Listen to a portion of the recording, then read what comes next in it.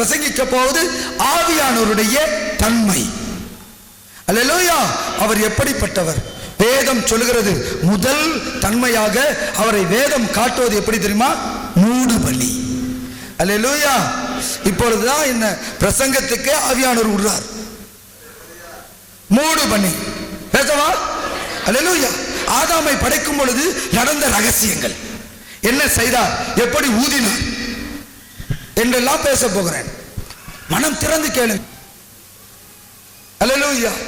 ஸ்தோத்திரம். என்ன சொல்றார் பாருங்க, மனிதனை எப்படி படைக்கிறார் பாருங்க ஆண்டவர். அல்லேலூயா.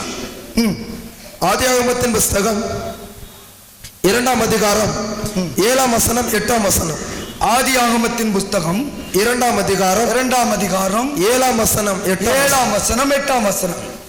தேவனாகிய கர்த்தர் மனுஷனை பூமியின் மண்ணினாலே உருவாக்கி, மனுஷனை பூமியின் மண்ணினாலே உருவாக்கி ஜீவ சுவாசத்தை அவன் நாசியிலே ஊதினார். ஜீவ சுவாசத்தை அவன் நாசியிலே ஊதினார். மனுஷன் ஜீவாத்மாவானான். மனுஷன் ஜீவாத்மாவா மாறினான். நேத்து உங்களுக்கு சொன்ன மனிதன் மண்ணினால மட்டும் படைக்கப்படல. அவனை படைத்தது என்ன? மண்ணினால, தண்ணீரினால, மூணாவது எப்படி? காற்றினால அப்படின்னு. அதனுடைய ரகசியம் அதுக்கு வந்து ஜல்லிக்கட்டு போட்டது. ஆனா கர்த்தருக்கு ஸ்தோத்திரம், மனிதனை உருவாக்குவதற்கு மூடுபலியை அவர் எழுப்பினார் என்று வேதம் சொல்லுகிறது. அதை படிங்க. ஆதியாகமம் 2ஆம் அதிகாரம் 6ஆம் வசனம். அப்பொழுது மூடுபனி பூமியிலிருந்து எழும்பி பூமியை எல்லாம் நனைத்தது.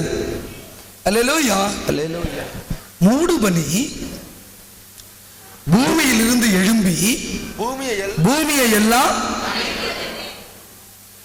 நேற்று சொன்ன மனிதனை எதுல இருந்து எடுக்கணும்? அவரு மண்ணில இருந்து எடுக்கணும். மண்ணில இருந்து எடுத்து பிசையணும். அவர் பரம குயவன் என்று வேதம் சொல்லுகிறது.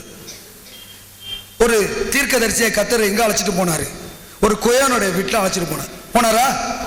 எந்த தீர்க்கதரிசி? யாரு? நிச்சயமா? ஸ்தோத்திரம். எனக்கு தெரியல, அதான் கன்ஃபார்ம் பண்ணிக்கிட்டேன். ஸ்தோத்திரம். எரேமியாவை தான். எரேமியாவை கொண்டு போய் அழைச்சி கொண்டு போய் எந்த வீட்டை காட்டினாரு? பணக்கார காசு எண்ணிட்டு இருக்கான் வீட்டில், குயவன் வீட்டில் காட்டுறார். பாரு எரேமி, பாரு. பார்க்குறார். அவன் ஒரு பானை செய்கிறான், அதை வணைகிறான், சரியா இல்லை, அதை போடுறான். மறுபடியும் என்ன செய்யறான்? அப்ப சொல்றாரு, மிதியிட்ட களிமண் மேல் குயவனுக்கு அதிகாரம் இல்லையா? அல்லேலூயா. நல்லா கவனிங்க. அது அந்த பானைக்கு சொன்னது இல்லை, இந்த பானைக்கு சொன்னது. அல்லேலூயா. ஸ்தோத்திரம். மிதியிட்ட களிமண் என்னத்தை செஞ்சிருக்காரு கர்த்தர்? மிதியிட்ட களிமண் பிசைந்து இருக்கிறார்.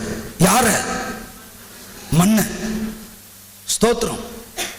அதனாலதான் கர்த்தர் சொன்னார், நீ மறுபடியும் பிறக்க வேண்டும். முதல் பிறப்பிலேயே பிதா என்ன செஞ்சிருக்காரு? களிமண்ணை பிசைஞ்சிருக்கான்னா இரண்டாவது பிறப்பிலேயும் இந்த களிமண் பிசைந்தே தீர வேண்டும்.